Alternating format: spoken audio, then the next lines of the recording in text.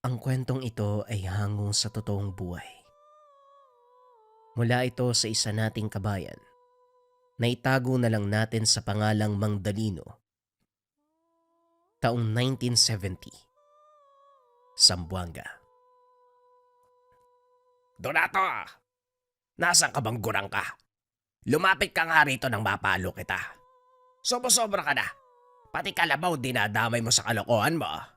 Nasaan yung ngipin nun? Nagkaroon pa tayo ng alagang bungal. Oy Donato ba? Matandang to. Nagbibigi-bigihan kasi may kasalanan. Hay! Binaybay ni Mang Dalino ang daan patungo sa pasungan. Naabutan nito doon ng kapatid. Ngumiti habang nakatingin sa hawak ng ngipin. Inabot niya ang walis tingting sabay hampas sa ulo nito. Magkakagoiter ako kakatawag sa'yo eh. Wala ka talagang ginawa kung hindi pa sakitin ang ulo ko. Marami akong pinoproblema. Huwag mo nang dagdagan, pakiusap lang. Ano bang problema mo? Bakit ka lang hahampas? Kapag ako nabaliw dahil sa kagagawan mo, lagot ka sa akin. Ano bang hinihimutok mo ngayon? Walang araw na hindi tayo nagbabangayan, magtigil ka nga. Ikaw ang magtigil, Donato. Puro kakalokohan eh. Tignan mo nga yung kalabaw natin doon. Bungal! Kasi binunutan mo ng ngipin. Hayop na matandang to. Pati alaga natin ginawa mong laruan. Anong pinaglalaruan? Wala akong ginawang masama sa kalabaw natin. Kung makapagbintang ka, parang ang sama ko naman. Kusang natanggal ang ngipin ng alaga natin. Alam mo ba kung anong magandang balita? Magandang balita mo yung mukha mo. Huwag mo akong dinadamay sa kalokohan mo ha. At saka, walang ngipin na kusang natatanggal kung walang bumunot. Ikaw na gurang ka. Hindi ko na alam ang gagawin sa'yo. Perwisyo kang kalbo ka. Kung makapagsabi ng kalbo, akala mo hindi pwedeng liparan ng eroplano yung ulo mo, panot! Ilan na nga lang yung buhok mo eh. Huwag ka masyadong magpadala sa damdamin mo. Kapag ikaw inatake, walang makakatulong dahil hindi kita kayang buhatin. Patanda na ako. Paboy! Ay sos, iniiba mo ang usapan. Naghanap ng palusot. Huli na nga sa akto, susubukan pang makatakas. Hawak mo ang ngipin ng kalabaw natin, kaya huwag ka na magsinungaling. Umamin ka nga. Ano ba talaga ang pumasok sa isip mo? Paano kung manghina yun? Paano kung mawala ng lakas dahil sa ginawa mo? Paano na ang taniman? Sino mag-aararo? Ikaw? Pwede naman, mukha kang kalabaw. At tigas ng mukha nito. Sinabing kusang nahulog, hindi natanggal. Walang bumunot, nahulog. Huwag kang mag-alala, malakas ang kalabaw. Hindi yan basta-basta mapapagod. Bata pa yan. Ito namang ngipin niya. Gagamitin natin para labanan ng banta sa paligid. Mariosep, masisiraan ako kung makikinig ako sa iyo Diyan ka na nga. Huwag kang uuwi hanggat hindi mo natatabas yung mga talahib sa taniman. Dalin mo ang kalabaw roon para mapakain. Ay nako, gurang na to. Napailing na lang si Mang Danilo sa naging usapan nilang magkapatid. Lumakad siya at tinanaw ito sa malayuan. Marunong namang sumunod sa utos pero umandar ang pagiging pasaway. Ilang sandali pa. Natanaw sa unahan ang grupo ng mga tulisang rebelde. Dali-dali niyang tinawag si Mang Donato para balaan. Wala kasing patawad ang mga ito at ugali ang pagpatay ng tao. Kaya lang huli na dahil nagharap ang mga ito.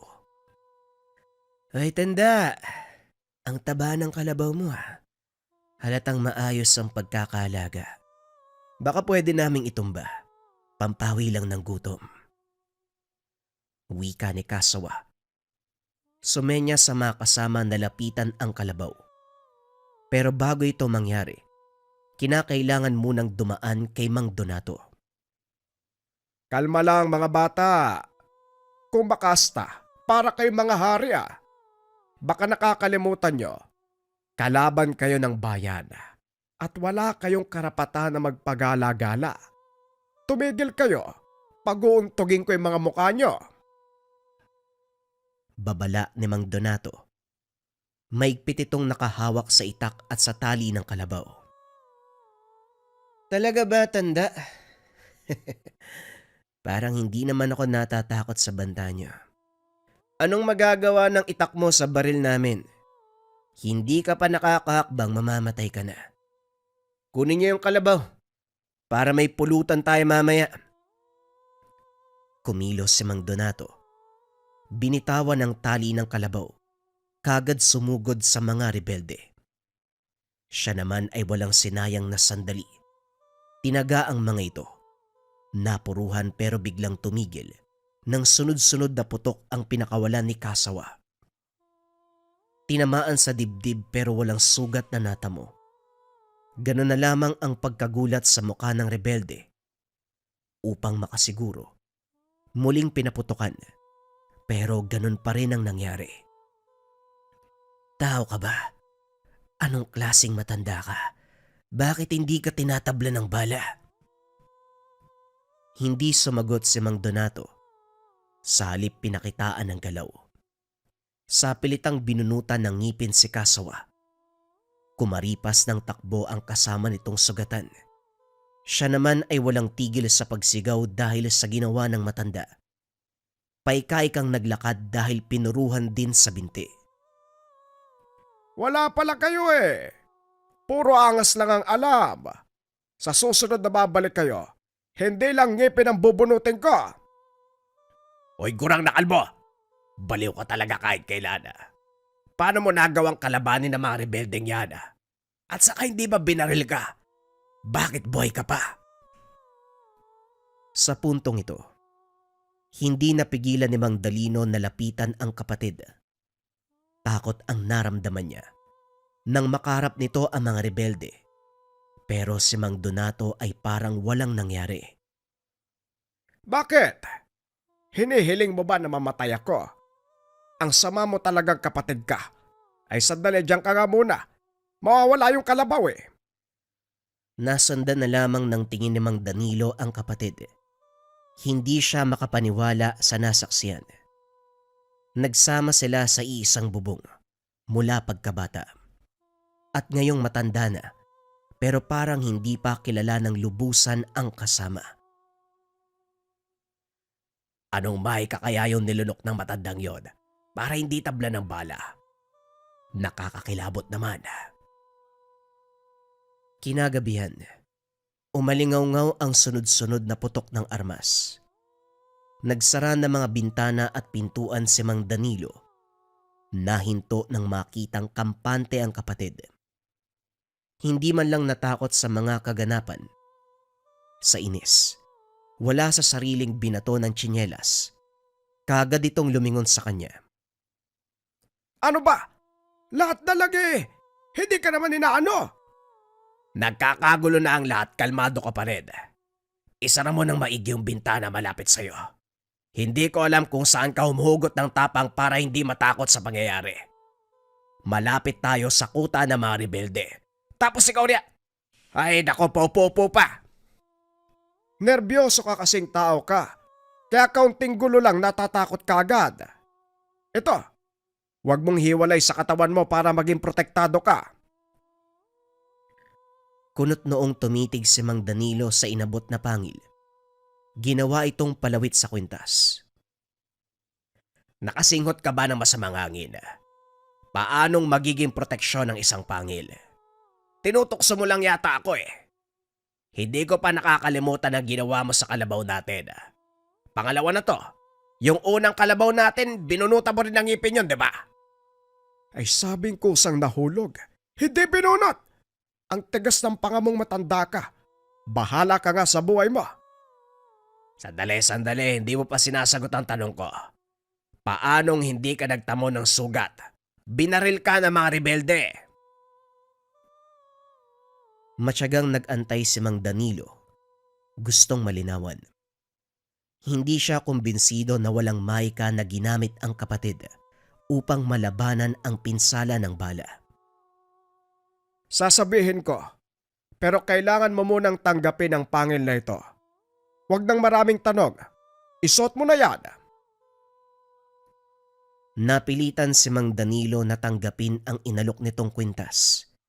Pagkatapos ay tahimik na nakinig sa paliwanag. Isinalaysay ni Mang Donato ang dahilan kung bakit hindi napipinsala ang kanyang katawan sa mga bala, patalim at iba pa. Nagsimula ito noong makuha ang kusang natanggal na pangil ng kalabaw. Ito ang una nilang alaga. Hindi inasahan na magkakaroon ng bisa. Nang araw na yun, lihim niyang inaral ang iilang bagay na may kinalaman dito. Natutunan ang mga dasal at pamamaraan para paganahin ang mutya. Ilang beses nang napatunayan ang kakayahan. Makailang ulit ding nasangkot sa kaguluhan laban sa mga rebelde. Kaya malaki ang pasasalamat ko sa pangil dahil ito ang tanging nagpoprotekta sa akin laban sa mga salbahing rebelde. Kung wala ito, malamang matagal na akong pinaglamayan. Napakamot sa ulo si Mang Danilo. Hindi alam kung paniniwalaan ang sinabi ng kapatid. Maniniwala pa ako kung sasabihin mong malakas ang kapit mo sa swerte. Pangil, ngipin, magpoprotekta sa buhay ng tao. Nahihibang ka na ba? Tiyak ka na nga. Ang dami ko nang iniisip, dumagdag ka pa. Ang haba pa ng salaysay mo, hindi naman ka panipaniwala. Ay bahala ka sa buhay mo, Panot. Hindi naman kita pinipilit. Hindi magawang matulog ni Mang Danilo dahil naisip ang sinabi ng kapatid. Sa kabilang banda nagtatalo ang paniniwala. May parteng kumbinsido, pero meron ding ayaw magpadala dahil kilala ang ugaling meron ito. Mabilis makaisip ng imbentong kwento. Pero kung pagbabatayan ko yung nangyaring pamamaril sa kanya, parang pwede. Ay nako, nababaliw na ako kakaisip. Tama na nga muna.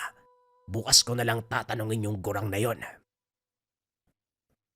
Pagsapit ng madaling araw, napansin niyang umalis ng bahay si Mang Donato. Kagad nagtaka dahil wala namang dapat asikasuhin ng araw na yon. Kaya naman walang pagdadalawang isip na sinundan. Mula sa pagbaybay ng daan, lumihis si Mang Donato, sumuot sa gubat, umakyat ng bundok. Tahimik itong sinundan hanggang sa narating ang tuktok kung saan may rebeldeng nag-aantay. Maingat siyang kumilos upang makalapit at mapakinggan ang usapan. Sinabi ko na sa inyo wala akong balak na sumapi sa grupong ito. Marangal akong tao, hindi kagaya nyo halangang kaluluwa nyo Wika ni Mang Donato sa kausap na rebelde. Kung makapagsalita ka, akala mo hindi pumatay ng tao. Kung tutuusin pareho tayong kriminal. Parehong may pinatay, kaya huwag ka magmalinis. Balita ko pinuruan mo yung grupo ni Kasawa. Mainam dahil sa gabal sa mga plano mga langgam na yun Palaging umiiksena sa mga bala ko. Hindi ko itatanggi na may pinatay akong tao, pero wag mo akong itulad sa kagaya mong demonyo. Balik ta rin man ang mundo, magkaiba tayo. Pumapatay ka ng walang dahilan, samantalang ako meron. O sige na kung saan ka masaya. Pinatawag kita ngayon para sabihing sasama ka sa paglusob doon sa kabilang kampo. May maliit na grupo. Sinusubukan ng pasensya ko. Gusto ko silang turuan ng leksyon. At bakit naman ako sasali? Anong kinalaman ko sa kaguluhan niyo? Uy, tanda. Alam mong ayaw ko sa maraming kuda. O sige ganito. Kung hindi ka sasama, bibisita ako sa inyo para kausapin ang kapatid mong si... Ano ang pangalan ng matandang kasama mo sa bahay? Napabunot ng patalim si Mang Donato, sabay tutok kay Alakdan. Wag na wag mong idadamay si Danilo. Subukan mong lumapit sa kanya. Hindi ako magdadalawang isip na pumatay. Magkasubukan tayo nang malaman mo kung paano ako magalit. Tumawa ang rebelde sa inasal ni Mang Donato. Alam niya, Ayaw na ayaw isali sa ganitong usapan ang kapatid. Mahal mo talaga matandang yun, ano? Kung ayaw mo siyang madamay, sasama ka bukas. Kapag hindi ka dumating, burol ng kapatid mo nga sikasuhin. Natapos ang usapan nang umalis ito. Si Mang Donato, nagmamadaling bumaba ng kabundukan, nagtungo sa bukirin at sinimulan ang mga gawain. Samantalang hindi makapaniwala si Mang Dalino sa nakitang pag-uusap. Lingid sa kalaman, nakipag-ugnayan sa rebelde ang kapatid. Buong akalay sa taniman lamang umiikot ang atensyon. Sumasaglit pala sa pagtulong sa mga taong iyon. Bukod pa dito, isa sa gumugulo sa isipan ang narinig na pumapatay ng tao si Mang Donato. Mukhang marami akong hindi alam sa matandang to ah. Magkapatid kami. Nakatira sa isang bubong. Pero may mga galaw siyang hindi ko nalalaman. Paano kong haharapin ang katotohanan kung talagang ang pumapatay ang gunang na ito? Pero paano niya nagagawa? Alam ko si Raulo lang yan eh. Hindi kumikitil ng buhay. Ay, ang gulo! Nang mga sumunod na sandali, ibinuhos ni Mang Dalino ang oras sa pagbabantay sa kilos ng kapatid. Palihim na sinundan saan man magpunta. Sa bukirin, sa kapitbahay, maging sa likod lang ng tahanan. Nasagot ang mga katanungan ng isang gabi. May napagawing nilalang. Abala sa pagliligpit ng mga binilad na mais si Mang Danilo nang may lumitaw na bata. Madungis, nanghihina, nagmamakaawang tulungan. Dahil likas na mawain lalo na sa kabataan, walang pagdadalawang isip na pinutuloy. Inasikaso ito, hinayaang matulog sa papag. Bumalik din sa naudlot na gawain ang matanda. Makalipas ang ilang sandali, narinig ang biglaang pagsigaw ng bata. Tarantang lumapit si Mang Danilo. Naabutan itong namimilipit sa sakit ng tiyan. Sumaklolo siya. Binigyan ng paunang lunas. Umayos naman ang kalagayan.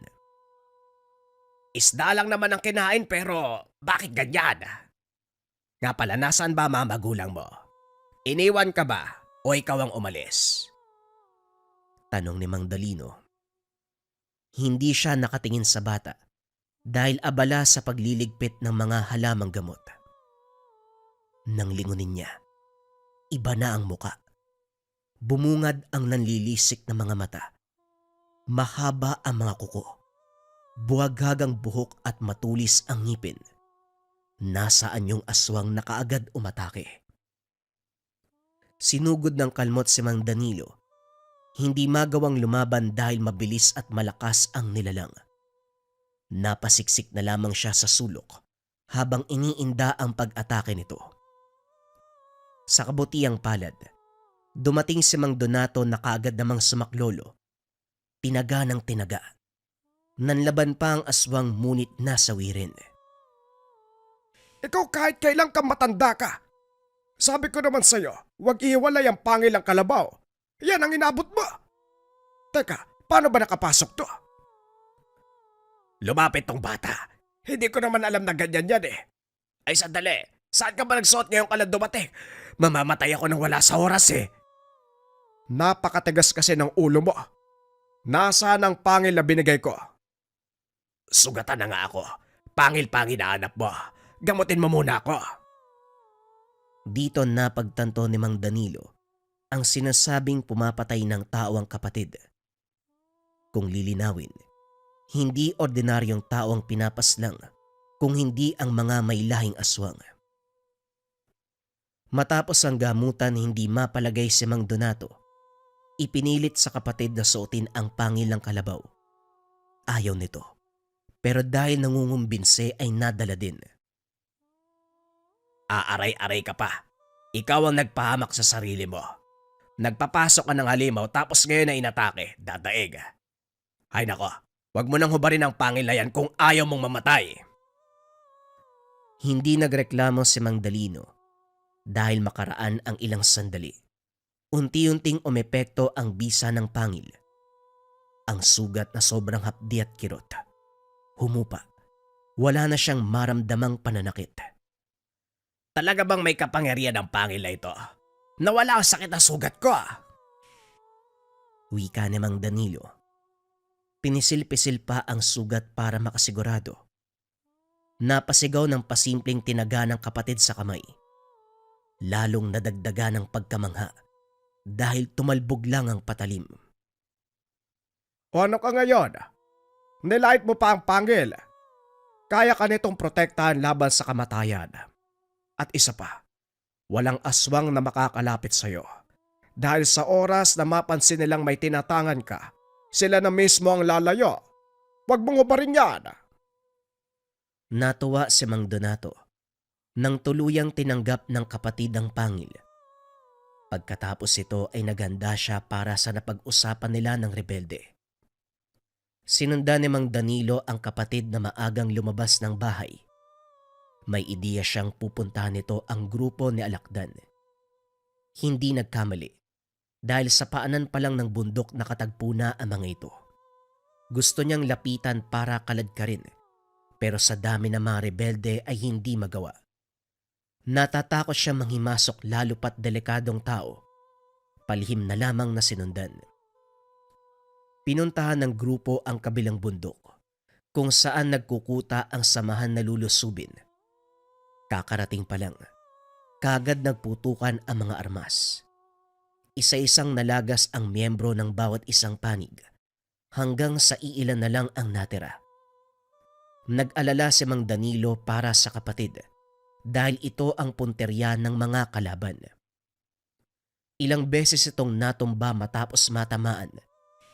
Alam niyang protektado ng tangan pero hindi mapigilan ang pangamba. Nang hindi makatiis, nanguha ng armas sa rebeldeng nakabulagta. Tumulong sa pamamaril. Si Raulong Gurang, ano ginagawa mo rito? Namamaril ka pa. Itapon mo yan. Bakit ka pa kasi sumali sa mga rebeldeng yan?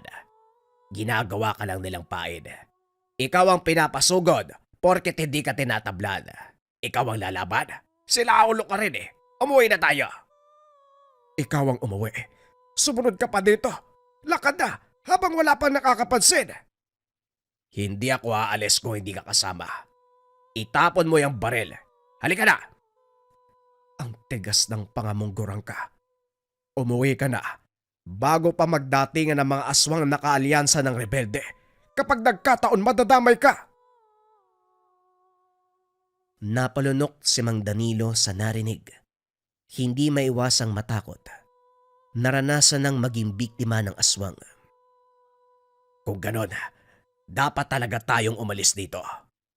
Hayaan mong magpatayan ng mga rebeldeng yan. Total, mga salot naman sila sa lipunan. Huwag ka nang magmatigas pakiusap, Danilo. Umuwi ka na. Susunod ako. Matapos magsalita, bumalik na sa laban si Mang Donato.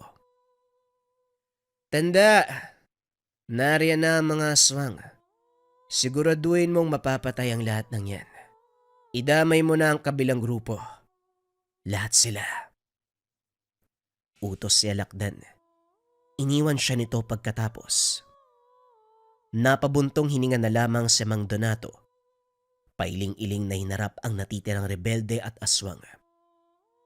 Madali lang para sa kanya ang laban dahil biyasa sa ganitong sitwasyon.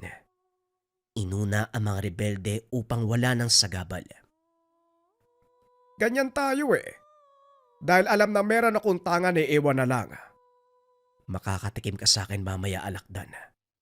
Sumusobra ka na sino sa inyo mauuna? Isa-isa lang Masyado pa namang mahaba ang oras bago mag-umaga. Hindi pa tayo aabutin ng pagsikat. O ikaw pangit, ikaw mauna. Wika ni Mang Donato sa aswang na nakalambitin sa puno. Umatake ito pero madaling naibagsak dahil pinuruan kagad ang puso pagkatapos ay ginilitan ng leeg. Umatras ang iba nang makita ang nangyari lalo na nang maramdaman ang bisa ng tinatangan na mutya. Pero may iilang nangungursunada, hindi naman inatrasan ng matanda, binigyan ng magandang laban. Sa huli ay lahat ng ito ay nakabulagta na lamang, kasama ang ibang miyembro ng rebelde. Nagmamadaling umalis sa lugar si Mang Donato. Sinalubong naman siya ng kapatid, binato ng mga salita. Sa wakas naisipan umuwi ng Guraga. Ano? Naubos ba mga kalaban? Nag-aangas ka na naman. Inako ang pakikipaglaban. Gusto mo yatang matanghal bilang bayani. Pwede ba tumahimik ka muna kahit ngayon lang? May niisip ang tao eh. At saka nung pumasok sa kokote mo, talagang sumunod ka pa. Hindi kita binigyan ng pangil para makieksena sa mga lakad ko. Proteksyon mo yon. Dito ka lang dapat sa bahay. Teka, wag mo sabihing may susunod pang laban. Daig mo pa ang sundalo sa dami ng gera mo Pupuntahan ko na si Alakdan. Hindi na ako magpapagamit sa hayop na yon. Ito na ang huli, kaya kakausapin ko siya. Mabuti naman, magandang naisip mo. Kahit papano pala gumagana yung utak mo. Sa puntong ito nakaharap si Alakdan. May namumuong tensyon dahil ayaw siyang pakawalan. Mariin ang banta na pupuntiryahin si Mang Danilo sa oras na titiwalag sa grupo. Hindi naman siya opisyal na kasapi, pero dahil sa kakayahan, madalas pinapasama sa operasyon. Tandaan mong mahirap akong kalabanin. Sa oras na galawin mo ang kapatid ko, kamatayan ang igagante ko. Kung sa bagay, ang katulad mo ay walang kinakatakutan. Kinakalaban mo nga ang bayan eh. Yun na ang huli. Wala ka nang maaasahan sa akin. Wika ni Mang Donato. Muling nagbanta si Alakdan, pero hindi na pinansin. Lumipas sa mga araw, wala namang nangyari. Tahimik ang buhay at puro gawaing bukid ang inatupag. Gayunpaman, bantay sarado ang kapatid dahil sa banta ni Alakdan. Sa kabutiang palad, matiwasay na dumaan ang mga araw. Kung may mga ingay man, bangayan lang ng magkapatid. Kung minsan pinagsasabihan ni Mang Danilo si Mang Donato dahil sa pagbabantay nito sa kanya. Baka nakakalimutan mong matanda na ako. Tapos na ang aking kabataan, kaya hindi mo ako dapat bantayan. Nangangamba ka na baka may sumugod. Kung meron sana noon pa, ilang buwan na nakalipas magmula nang tinapos mong ugnayan kay Alakdan. Siguradong umiilag din sa'yo si Alakdan dahil alam niya ang lakas mo. Hindi natin sigurado. Pero bakit ka ba nag-iinarte? Binabantayan ka lang naman Alam kong hinuhubad mo minsan ng pangil, kaya wala akong tiwala sa'yo. Pinagtatawanan kasi ako na nakakakita sa kwintas. Bakit daw ako may suot ng ngipin? Magkukulang ba daw ako? Diyos ko por santo.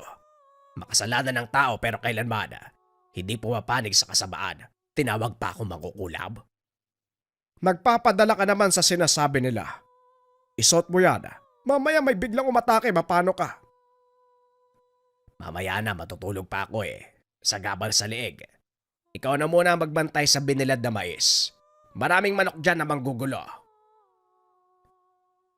Tahimik na naupo sa ilalim ng puno si Mang Donato. Tinanaw ang nakabilad na mais sa bakuran. Ilang sandali pa may dalawang babaeng bumaybay sa daan. May kalayuan pero saktong namukaan.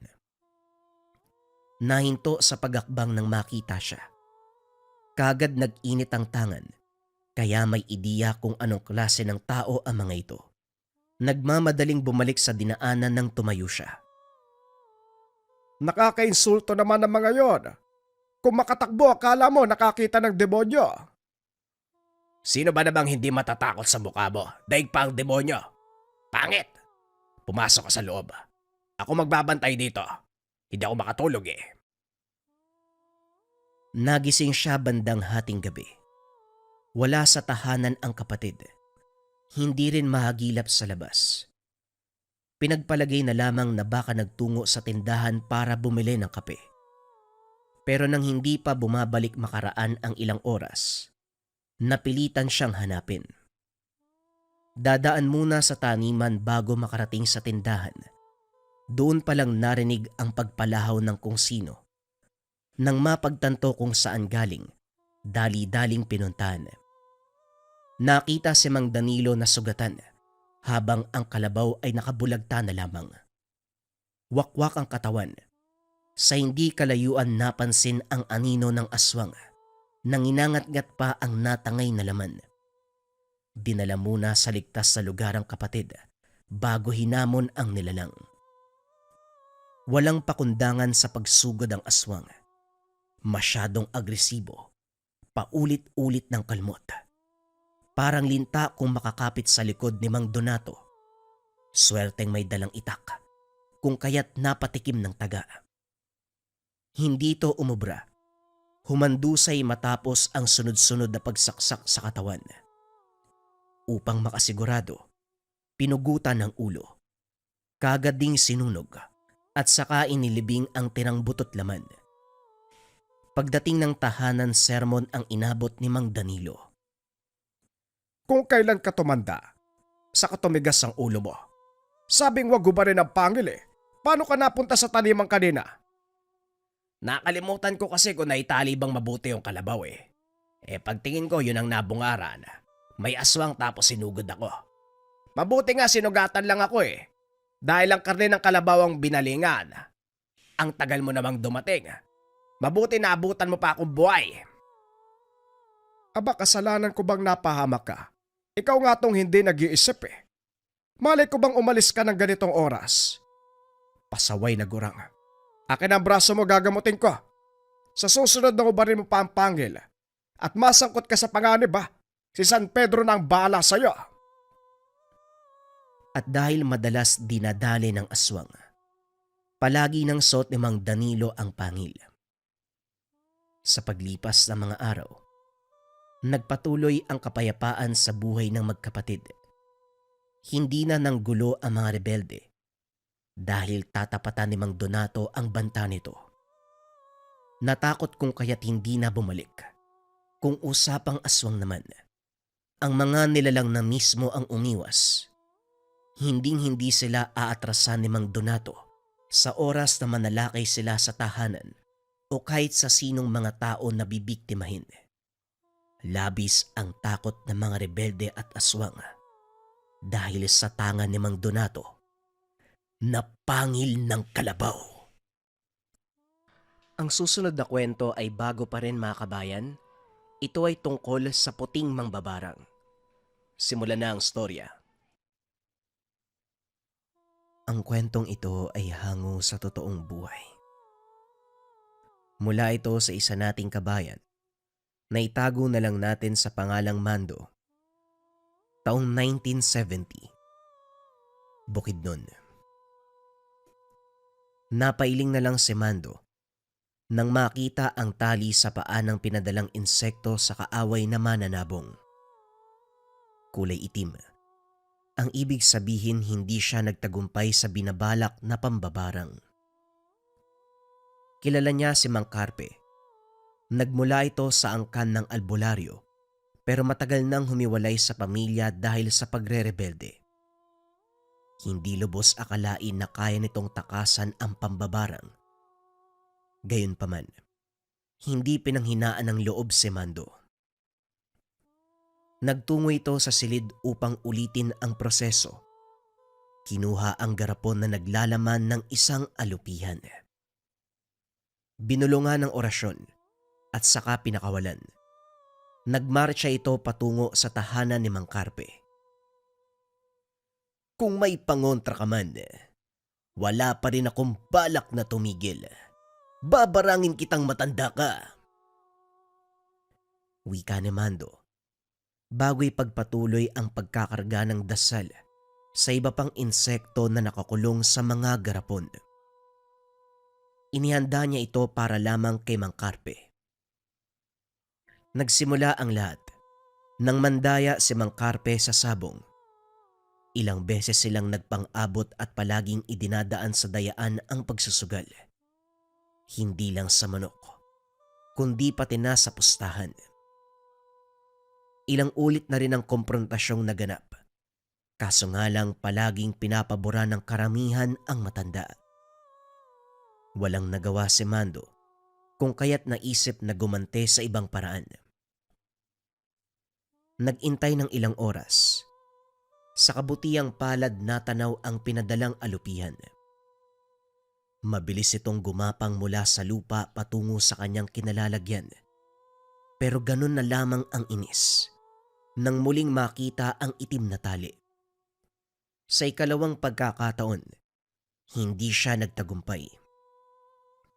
Sa galit niya, lumabas ng tahanan at pinuntahan ang kinalalagyan ni Mang Carpe.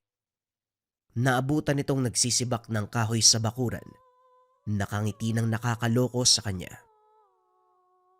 Magandang hapon, Mando. Sa dinami-rami ng inaasahan kong bisita, hindi ko naisip na ikaw pa magpapakita. Ano bang sadya mo? Bakit parang may kung anong hinanakit dyan sa kalooban mo? May nagawa ba ako mali? Tanong ni Mang Carpe. Nagbuntong hininga si Mando. Pilit pinapakalma ang sarili. Maraming dumaraan at nakatambay. Ayaw niyang makita ng mga ito ang tunay na pag-uugali. Gusto ko lang po sanang malaman kung sasalang kayo sa sabungan bukas. May panabong akong nais ilaban at maaaring manok mo sanang ipangtapat. Tumatapang ka na, bata. Alam ng lahat dito na isa kong matinik na kalaban pagdating sa sabong at wala ni isang naglakas ng loob na humamon sa akin. Maliban sa iyo, ha? Talaga bang gusto mong makipaglaban? Walang sisihan kung uuwi ka ng talunan. Palagi naman eh. Lalong nag-init ang katawan ni Mando sa galit. Nagtawanan ang mga tambay na nakarinig. Dumagdag pa ang nakakainsultong ngisi ni Mang Carpe. Tinapunan ng huling tingin ng matanda bago siya tumalikod. Hindi lumayo si Mando. Nagtago lamang sa masukal na bahagi ng kakahuyan malapit sa tahanan ni Mang Carpe. Pinagmasdan ng paligid. Sinubukang alamin ang katauhan ng matanda. Sa pagkakalam niya, nagmula sa angkan ng albularyo ang matanda, kaso hindi ito nag-aral ng lihim na karunungan. Wala itong ni katiting na interes sa ganitong gawain kaya gano'n na lamang ang pagtataka kung bakit hindi siya tinatabla ng parang. Idagdag pa ang kumpiyansa nito sa sarili na para bang may tinatagong alas. Lumipas ang ilang oras. Nagpa siya si Mando na umalis. Palubog na ang araw. May bagay pang aasikasuhin. Sa ikatlong pagkakataon sinubukan muli ang pambabarang. Sa puntong ito, ang pinakamakamandag na alupihan ang inhipan ng orasyon. Nagmarcha ito patungo sa tahanan ng biktima. Ipinagpatuloy ang ritual habang unti-unting gumagapang sa katawan ng matanda ang insekto. Sekretong pumasok sa kaloob-looban. Walang ideya si Mang Carpe. Napaaray na lamang nang maramdaman ang sakit sa bahagi ng tiyan. Hindi masyadong nabigyan ng pansin dahil nawala kagad. Nang mabasa ni Mando ang kalagayan ng pinadalang insekto, lubos na ligaya ang naramdaman. Kailangan palang ulit-ulitin bago magtagumpay. Sa puntong ito, tanda, tignan natin kung meron ka pang ipagyayabang. Wika ni Mando. Lumakas ang pagtawa habang tinatapos ang ritual sa isang mahabang dasal. Kinabukasan taas noong naglakbay sa daan si Mando. Nagtaka ang mga tambay sa ipinapakita niyang kasiyahan. Lumapit ang kakilala nito na si Mang Rosco. Parang ang saya mo ngayon, Mando. Anong meron? Laki ng ngiti mo. Kung makataas no, parang ikaw yung may-ari ng daan. Wika ni Mang Rosco. Nga pala, bakit parang kulang ang grupo nyo? Nasa nang mayabang na si Mang Carpe? Hindi pa namin alam pero ang sabi ng anak niya, may iniinda raw eh. Sumakit yata ang tiyan. Maagang nagtungo sa butika ang panganay niya. Hindi mapigilan ni Mando ang mapatawa. Lalong nadagdagan ang pagtataka ni Mang Rosco dahil dito. Pasensya ka na. Hindi ko lang maiwasan dahil yang kaibigan nyo, kung makastan napakayabang, tapos ngayong merong iniindang karamdaman. Akala ko, kasing tigas ng mukha niya ang kanyang sikmura. Hindi naman pala. O siya muna na ako. Pupunta na ako ng sabungan. Pasipol-sipol na lalampasan ng grupo ni Mang Rosco. Hindi pa rin maalis ang tuwa. Nagsimula ang sabong. Sa pagkakataong ito ay panalo si Mando. Abot langit ang saya dahil buhos-buhos ang swerte. Nilubos habang wala pa si Mang Carpe sa bakod na tanging nandadaya sa kanya. Sa kalagitnaan biglang dumating ang anak na matanda sabay sugod. Tumilapon si Mando. Dama ang pananakit ng ulo nang tumama sa konkretong dingding. Hindi maiwasang mapamura nang mapansin ang pagdurugo. Bumangon siya. Nagpakawala ng sunod-sunod na suntok. Subalit dahil biyasa sa pisikalan ang kalaban, hindi niya mapatamaan. Etong Mando na to, mambabarang. Binarang niya si Tatay Carpe na ngayon ay may iniindang sakit. Huwag mo nang subukang ipagkaila. Huli ka na sakto eh. Nagpunta kami sa albularyo. Nakaligtaan lang ni Tio Carding na lapatan ng depensa si Tatay. Tinrabaho mo naman kagad. Umalingaw-ngaw ang bulong-bulungan. Hindi makapaniwala sa nabunyag na katauhan ni Mando. Kilala ang binata bilang tahimik. Hindi masyadong nakikipag-usap. Isang manunugal, pero limitado lamang ang sinasabi. Minsan pa siyang napagkamalang pipi dahil sa ganitong pag-uugali. Dito rin nalaman ang dahilan kung bakit hirap siyang patamaan ng barang ang matanda nung una. Nilalapatan pala ito ng depensa. Kaya pala ang saya mo kanina habang nag-uusap tayo tungkol sa nangyari kay paring Garbe. Hindi ako makapaniwala.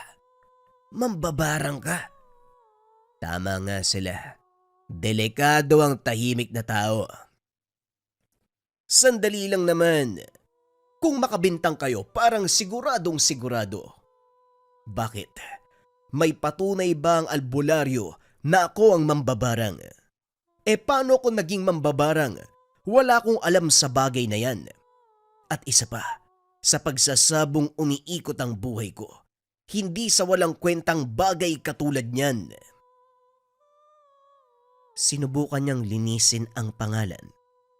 Hindi na kaya pang manatili sa harapan ng lahat dahil natatakot ito sa pwedeng mangyari sa kanya. Subok at mahusay na albularyo si Tio Carding, kaya hindi siya pwedeng magkamali. Ikaw ang bumarang kay Tatay, hayop ka! Muling sumugod si Andres. Walang sino mang umawat sa kaguluhan. Nakatingin ng ibang manunugal. Hinayaang magtuos ang dalawa. Natigil nang dumating ang may-ari ng sabungan. Parehong pinalabas ang dalawa at pansamantalang pinagbawalang makapasok sa lugar. Sa tahanan naglabas ng galit si Mando. Hindi inasahan, ganon kabilis malalaman ang kanyang ginawa. Wala sa isip ang ganitong pangyayari. Mang Carding, isa pang pesteng matandang to. Magpinsan sila, kaya malamang tumulong. Sige, kayong dalawa ang babarangin ko. Damay-damay na to. Hindi, pati si Andres, ang siraulong batang yun, binugbog pa ako. Kagad nagsagawa ng ritual si Mando. Wala siyang naramdamang pagbalik ng sumpa kung kaya't sigurado ito na walang ginawang aksyon ang kabilang kampo. Sa puntong ito, hindi lang alupihan ang binulungan, pati na rin iba pang insekto na nakakulong sa mga garapon. Pinadala niya ang lahat ng mga ito sa balwarte ng albularyo upang mangasik. Hindi lang sa bahay, kundi maging sa katawan nito. Matapos ang mahabang ritual, lumawak ang ngiti ni Mando nang makabalik ang isa sa mga insekto. Kulay pula. Muling nagtagumpay ang binalak. Pulpul na albularyo. Hindi nagawang kontrahin ang pambabarang ko. Magkadugo nga talaga sila. Mga inutil! Pinalipas ni Mando ang mga araw. Dito nagsimula ang kalbaryo ng angkan. Si Mang Carpe ay lumobo ang tiyan. Si Andres na anak, dinapuan ng hindi matukoy na karamdaman. Ang albularyo na si Mang Carding tumigil sa panggagamot para asikasuhin ng sarili basta na lamang naihimatay dulot ng pananakit ng kaloob-looban. Isang araw, binulabog ng albularyo ang binata, harap-harapang kinumpronta. Mando, pakiusap. Itigil mo na ang ginagawa mo. Huwag na nating palalain ang sitwasyon. Ano bang kasalanan namin sa'yo para patawan mo kami ng ganitong parusa? Kung magkagalit kayo ni Carpe, pagpasensyahan mo na lang. Alam mo naman ang matandang yon, maraming nalalamang kabulastugan. Wika ni Mang Carding. Nanghihina na ito habang hawak-hawak ang tiyan. Sandali lang, Manong. Hindi ba isak ang albularyo? Paanong nangyaring hindi mo nagawang kontrahin ang barang? Nung sinuri mo ang kalagayan ni Mang Carpe, anong nangyari? Bakit hindi mo ginawa ang nararapat? Masyadong malakas ang puwersa mo. Sinubukan kong tawagin ka sa pamamagitan ng espiritual na pamamaraan pero hindi gumana. Aminado kung malakas ka. Hindi ko kayang Wika ni Mang Carding. Sumuka ito ng dugo. Hindi napigilan ng binata ang tumawa sa paghihirap nito. Ganyan nga. Pasensya na rin kung masyadong malakas ang puwersa. Pero wala na akong magagawa. Hindi ko galing bawiin ang ipinataw kong sumpa. Pagdusahan niyo hanggang kamatayan. Pinagsarahan ng pintuan ng matanda.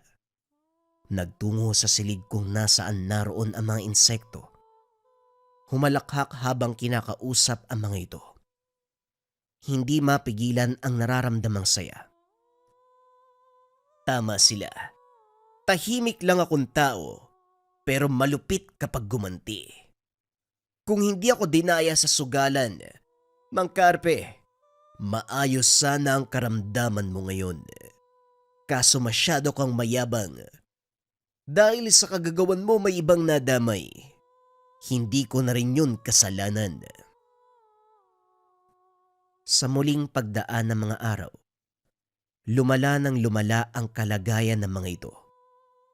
Nakaratay na lamang sa banig, hirap, nagihingalo. Paminsan pa itong pinunta ni Mando sa tahanan para busitin. Pasimpleng binasa ng dasal sa harapan. Abot langit ang takot ng mga ito sa ginawa niya. Nahinto nang magsalita si Mang Carpe. Pakiusap, itigil mo na to. Kung ano man ang nagawa ko sa'yo, patawarin mo ko. Hindi ko na uulitin. Hindi na kita dadayain sa sugal. Talagang hindi na mauulit dahil mamamatay ka. Naghihirap ka na dyan sa papag mo. Baka mamaya hindi ka na huminga. Iho, gagawin namin lahat ng gusto mo. Tanggalin mo lang ang sumpa. Ipinapangako namin kailanman hindi ka nagagampalain. Pakiusap, itigil mo na ang pagpapahirap sa amin. Sandaling napaisip si Mando. Pero kahit anong pangungumbinse sa sarili na itigil ang pagpapahirap sa mga ito, matimbang pa rin ang pagpataw ng parusa. May ugali siyang dadalhin hanggang kamatayan ng biktima. Walang atrasan kapag nasimulan. Humanda ka talaga, Mando. Sa oras na malaman ng mga kaanak namin ang ginawa mo, mauuna kang mamatay kaysa sa amin. Pumantig ang tenga ni Mando nang marinig ang sinabi ni Andres. Walang pasabing nilapitan at sinikmuraan. Binugbog ng binugbog hanggang sa mawala ng malay. Kayo na nga tong umapi sakin. Kayo pa ang may ganang magsalita ng ganyan. Tandaan nyo, lalo ka na, Mang Carpe. Nagsimula ang lahat ng ito sa'yo, kaya walang ibang sisisihin kung hindi ikaw lang. Pagdusahan nyo ito hanggang kamatayan. Iniwan sila ni Mando. Isinara ng mabuti ang pintuan upang walang kahit na sinong makapasok. Sinigurado niya rin na walang makakakita sa kanya nang sa gayoy walang maghinala. Kaso nga lang dahil sa sinabi ni Andres sa sabungan, nag-iba ang pakikitungo ng mga tao sa kanya. Umiiwas ng tingin. Ayaw siyang makasalubong sa daan. Maging sa sabungan dumidistansya sa kanya. Minsan pa'y hinahayaan siyang manalo para makaiwas sa pambabarang. Sinamantala ng binata ang sitwasyon. Subalit isang araw, naalerto si Mando nang makitang may bumisita sa tahanan ni Mang Carpe. Sa pagkakalam niya, kaanak ito na nagmula sa karatig probinsya, isa ding albularyo. Nagmamadaling bumalik ng tahanan ng binata. Sa puntong ito nagsagawa ng ritual upang tuluyan ang mga biktima. Subalit laking gulat nang hindi tumalab ang anumang orasyon. Inulit ng inulit pero walang pagbabago. Kinutuban siya. Naisip na baka nakontra ang barang. Balisang pabalik-balik sa kwarto kung saan nakalatag ang mga kagamitan. Natigilan ng marinig ang boses mula sa labas. Nasa bakuran ang kaanak ni Mang Carpe. Wala itong kasama. Panay ang pagtawag sa kanya. Alam kong nandyan ka sa loob, binata. Lumabas ka rito. Harapan ako makikipag-usap. Hindi ako nandito para sindakin ka kaya huwag ka matakot. Harapin mo ko nang masimulan ng bagay na dapat ayusin. Wika ni Mang Dantoy. Napalunok ng laway si Mando. Kung hindi siya nagkamali ng pagkilala sa tao, isa ito sa pinakamahusay na albularyo sa pinanggalingang probinsya. Minsan niya nang narinig ang pangalan nito, pero hindi akalaing kaanak pala ni Mang Carpe. Sa puntong yun, napailing na lamang ang binata. Nagkamali ba ako ng binangga? Kaya siguro kampante si Mang Carpe dahil may kaanak na mahusay na albularyo. Pero hindi dapat ako magpatalo sa mga ito. Sila ang unang ng api. Gumanti lang ako. Tanda! Bahala ka sa buhay mo. Mabulok ka sa labas! Ilang sandali pa naramdaman niya ang puwersa ni Mang Dantoy. Nagbibitaw na ito ng orasyon. Dali-dali niya itong kinontra. Sa puntong ito gumana muli ang kanyang depensa. Napangiti siya nang makitang nahirapan ng matanda. Napahawak ito sa dibdib. Napaubo na may kasamang maliit na insekto. Kapag hindi ka pa umalis, hindi lang yan ang aabutin mo. Matutulad ka sa mga kamag-anak mo. Nandito ako upang ayusin ang alitan nyo ni Carpe. Pero masyado kang matigas. Hindi alam ni Mando kung nagbabanta ba ang kausap. Gayunpaman, naaaliw ito sa pagbibigay ng karamdaman. Nang mga sumunod na araw, naging kampante ang binata dahil walang balita mula sa kampo ni Mang Carpe. Nalaman na lang nila. Dinala sa probinsya ang mga ito upang doon magpagaling sa dinaramdam. Naging bantay sarado din sa posibleng pagbalik ng barang pero walang senyales hanggang sa lumipas ang panahon. Nagpatuloy sa buhay si Mando. Nasa sabungan lamang ang pagmumuka. Dahil takot ang mga tao, siya ang palaging nananalo sa pustahan. Sa sobrang pagkalulong sa sugal, hindi na malayan ang unti-unting pag-epekto ng pagbabalik ng sumpa. Habang nagpapahinga sa bakuran, napansin na lamang ni Mando na parang may gumagapang sa loob ng tiyan. Binaliwala ng una sa pag-aakalang dulot lamang ng hindi pagkatunaw ng kinaing karne. Pero habang tumatagal, tumitindi ang sakit. Parang may gumagapang na ahas sa loob ng katawan. Mabilis na kapag-isip at dahil na rin sa takot, nagmamadaling nagsagawa ng ritual upang pigilan ang paglala ng kalagayan. Ilang sandali pa, napag-alamang binalik sa kanya ang ginawang pambabarang kay Mang Carpe at sa dalawa pang biktima. Mabuti na lang natanggal niya dahil sa kakayan. Kamunti ka na ako dun ah. Akala ko wala nang gagawin ng mga yon. Nagpapalipas lang pala ng panahon. Tutal, kayo ang nagsimula. Tignan natin kung hanggang saan ang kaya nyo. Nagbuntong hininga si Mando. Pagkuway dinasalan ang mga insekto na nakakulong sa garapon. Lahat ng mga ito ay inutusang wasakin ang katawan ng mga biktima. Sinimulan niya kay Mang Carpe na unti-unti na sanang gumagaling dahil sa gamot ay binigay ni Mang Dantoy. Ngayon muling namilipit sa pananakit ng kalamnan. Naglalabas na ng dugo, maging ang mga uod. Upang hindi makontra ang ritual, ginawan din ng orasyon ang albularyong si Mang Karding at Mang Dantoy. Hindi ito nakaramdam ng anumang pananakit ng katawan, pero walang humpay sa pagdurugo ang ilong. Unti-unting lumalabas ang alopian sa bibig na nag-iwan ng malubang pinsala sa loob. Hindi nagtagal nawalan ito ng malay. Sa pagkakataong ito, tinapos ni Mando ang ritual at hinayaang magdusa muli ang angkan ni Mang Carpe. Bibitinin ko muna ang paghihirap nyo para meron pa akong paglaruan sa mga susunod. Huwag kayong mag-alala. Wala akong balak na pairapan kayo sa mahabang panahon. Tatapusin ko rin kayo kapag nagsawa na ako. Sa kabilang banda, hindi magkamayaw ang asawa ni Mang Karding. Nakakarating lamang mula sa ibang bayan. Awang-awa ito sa kalagayan ng matanda, maging kay Mang Carpe. Sa anak nitong si Andres, pati na rin kay Mang Dantoy. Mulat ang mga mata. Kitang-kita ang labis na paghihirap sa pinsalang tinamo mula sa barang. Nang makapagpasya, nagtungo na sa tahanan ng kaanak upang humingi ng saklolo.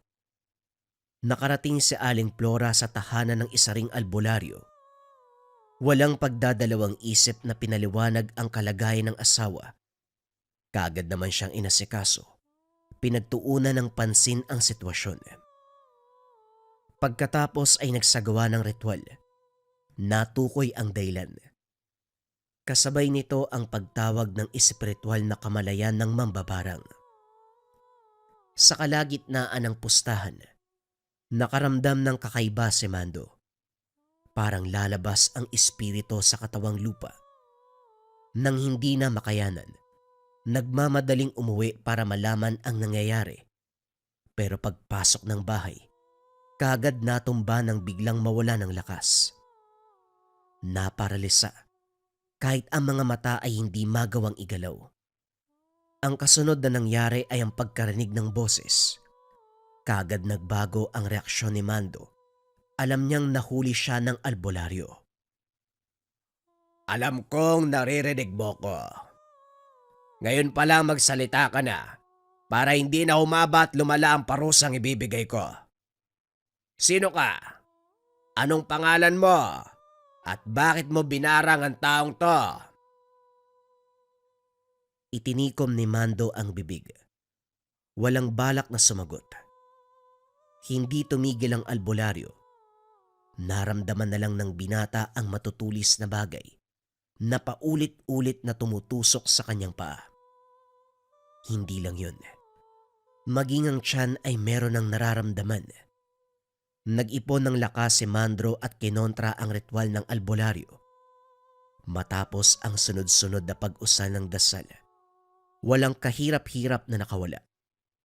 Nagulat naman ang albularyo dahil ngayon palang nakasagupa ng mambabarang na nagawang makatakas sa ganitong pamamaraan. Sa puntong ito, inuna muna ni Mando ang pagtanggal ng sumpa sa katawan. Hindi lingid sa kanyang kaalaman ang mga posibilidad, kaya naman nanatiling alerto. Hindi na siya nag-aksaya ng oras. Sinimulan ang huling yugto ng pambabarang. Inisa-isa ang mga biktima. Inuna si Mang Carpe. Kagad binawian ng buhay. Ilang sandali pa ang lumipas. Sumunod na ang anak na si Andres. Sa ganong pamamaraan din binawian ng buhay. Magiliw na sinundo ni Mando ang mga insektong kinargahan ng sumpa. Maingat na binalik sa garapon. Tinanggal din ang taling nagkulay pula. Walang mapaglagyan ng kanyang tuwa. Humalakhak ng humalakhak. Sa tingin niyo siguro, ako ang tipo ng mambabarang na madaling mapuksa. Mataas na antas ang aking karunungan. Walang sino mang albularyo ang makakatalo sa akin. Ang sumunod na tinabaho ay ang albularyong si Mang Karding. Isanabay na rin si Mang Dantoy. Hindi na pinatagal ni Mando. Nilapatan ng orasyon na siyang tumapos sa buhay ng mga ito. Makalipas ang oras, muling naramdaman ng puwersa na merong tumatawag sa espiritual na lakas. Kaso nga lang hindi na nagtagumpay ang albularyo. Sige lang, gumanti lang kayo. Kahit ubusin pa ang lahat ng albularyo sa bansa, hindi niyo ko mapipigilan. Wika ni Mando habang kinukuha ang nakahilerang garapon. Kinargahan ng insekto at saka pinalipad patungo sa kinaroroonan ng albularyo. Dumiretso ito sa pagpasok sa katawan. Walang sinayang na pagkakataon. Pagbalik ng alagang insekto kay Mando, laking tuwa nito nang makitang kulay pula ang tali. Ibinalik sa garapon, kinondisyon para sa susunod na paggagamitan. Ilang sandali pa, nabulabog si Mando ng malalakas na katok. Pagbukas ng pintuan, bumungad ang dalawang tao. Kilala niya ang isa, ang Chuy na matagal nang hindi nakikita. Nang dumako ang tingin sa kasama nito, ganun na lamang ang paglunok. Ito ang asawa ng yumaong si Mang Karding. Tiyo Bukyo, ano pong ginagawa niyo rito? May sadya po ba kayo ng 10 oras ng gabi? Ay nako, hindi ka talaga nagbago. Hindi mo lang ba kami iimbitahan sa loob? Dito ba talaga tayo mag-uusap? Pinapasok ng binata ang dalawa. Naging matipid ang pagsasalita. Bantay sarado sa kilos ng bisita. Wala pang ideya kung ano ang sadya ng mga ito. Nakituloy ang dalawa at nagpalipas ng gabi. Kinabukasan naunang umalis ang ginang. Nagpaiwan ng tsuhin na siyang ikinatakot ni Mando. Iyo, magtapat ka sa akin ha. Ginagamit mo ba ang pamamaraan ng yumao mong ama? Napahugot ng hininga si Mando. Walang nagawa kung hindi magsabi ng katotohanan. Dahil malalaman nito kung nagsisinungaling siya o hindi. Ano naman kung gagayahin ko, Tiyo? Ikaw na rin mismo ang nagsabi noon na walang masama kung susunod ako sa yapak ni tatay. Basta walang maaagrabyado na inosenteng tao. Sigurado ka bang walang naaagrabyado sa ginagawa mo? Hindi lang isang tawang pinatay mo, Mando, kundi 5. 4 sa angkan ni Mang Carpe at yung pang-5, yung hiningaan nila ng tulong. Sinubukan kong ipasa sa kakilala ko, pero yun ang naabutan ko, pinatay mo siya. Binigyan kita ng pagkakataon nung una. Tinawag sa pamamagitan ng ritual. Pero sa halip na tanggalin mo ang sumpa, pinatay mo pa. Kaya pala pamilyar ang boses ng nakausap ko. Kayo pala ang taong yun. Pasensya na, Tiyo. Wala sa bokabularyo ko ang bumuhay ng biktima. Kapag nasimulan ko, kamatayan ang magiging katapusan. Wala ka talagang pinagkaiba sa yumaong mong ama. Parehong-pareho kayo ng pag-uugali, Mando. Nakapagbitaw ako ng salita sa kanila, kaya wala na akong pagpipilian kung hindi kalabanin ka. Pasensyahan tayo. Sana maging handa ka sa kung ano man ang gagawin ko sa'yo. Tila nabingi si Mando sa narinig mula sa chewin. Hindi akalain na magiging ganito ang takbo ng pangyayari. Aminado siya. Padalos-dalos ang kilos pero gayunpaman, pinanindigan ng lahat ng ginawa. Walang problema. Magsubukan tayo. Napabuntong hininga si Mang Bokyo. Hindi na unawaan ng binata ang gusto niyang iparating. Subalit naisip na mas mainam ang ganito upang maturuan ang leksyon. Pagsapit ng gabi, bantay sarado ni Mando ang kanyang tahanan. Wala siyang ideya kung anong atake ang gagamitin ng Shuhin, kaya naman minabuting maging alerto. Ilang sandali pa napansin niyang bumigat ang ihip ng hangin. Hindi nagtagal. Narinig niya ang pagbagsak ng mga lalagyan ng insekto. Pagkarating sa lugar wala ng buhay ang mga alaga. Lumitaw mula sa likuran ng Shuhin na nagkakarga ng dasal. Unti-unting nararamdaman ni Mando ang panghihina, kasabay ang pandidilim ng paningin. Sinubukan pa niyang kunin ang isa sa mga alaga, kaso nga lang hindi na tumalab. Kung nakinig ka lang sana sa akin, hindi tayo abot sa ganito, Mando. Wala akong balak na saktan ka. Ang sa akin lang matuto kang lumugar. Kontrolin ang kakayahan. Hindi dahil kagalit mo ang isang tao, gagantihan sa paraang magre-resulta ng kamatayan. Talagang naligaw ka na ng landas. Panahon na siguro para sumama ka sa akin. Para mabigyan kita ng gabay at matutunan ang tama. Pansamantalang tinanggal ng bisa ni Mang Bokyo ang kakayahan ni Mando sa pambabarang. Dinala ang binata sa kanilang lugar at doon ginabayan. Sa kagustuhan naman itong maibalik, niyakap ang turo ng Shuhin. Hindi nagtagal, natutunan ang mga bagay-bagay, lalo na ang tamang paggamit ng kakayahan sa pambabarang. Kung dati, basta na lamang pinapatawan ng sumpa ang mga nakakaalitan, ngayon ay mas nagkaroon ng malalim na dahilan. Ginamit niya ang pambabarang sa panggagamot, hindi sa pagbibigay ng sumpa sa isang tao. Dahil sa gabay ni Mang Bokyo, naging mabuting tao si Mando. Tinalikuran ng pagsusugal, ibinuhos ang buong buhay na pag-aralan ang lihim na karunungan at kung paanong gagamitin ang mga kakayahan para sa iba. Sa paglipas ng panahon, binansagan si Mando sa kanilang lugar bilang puti na mambabarang.